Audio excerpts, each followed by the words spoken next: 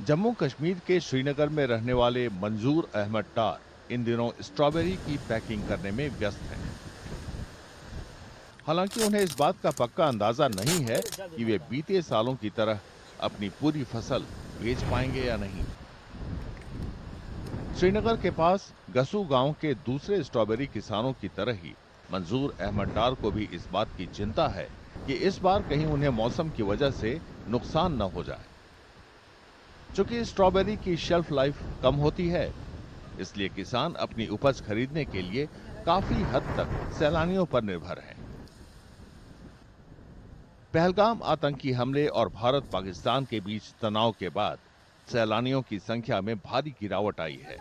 इस कारण किसानों को अपनी फसल के लिए नया बाजार खोजना पड़ रहा है।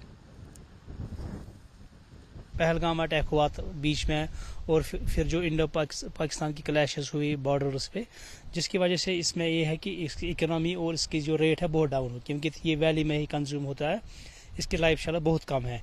और जो टूरिस्ट है वो डायरेक्ट हमारे फील्ड में आते थे और वो ज़्यादा खाते थे, 80% टूरिस्ट को ही जाता था। लेकिन बीच में जो पहलगाम अटैक हुआ था उससे पहले ही 2 दिन हमने हार्वेस्ट स्टार्ट किया था, तो हमारा हार्वेस्ट पीरियड एक तो इफेक्ट हुआ, दूसरी इसकी रेट भी डाउन हो गई। कुछ किसानों ने बताया कि पहलगाम आतंकी हमले से उनकी परेशानियां और बढ़ गईं। उससे पहले ज्यादा गर्मी पड़ने से स्ट्रॉबेरी की फसल को काफी नुकसान हुआ था। इस साल थोड़ा कम हो गया क्योंकि धूप बहुत था, तकरीबन 20% कम निकला।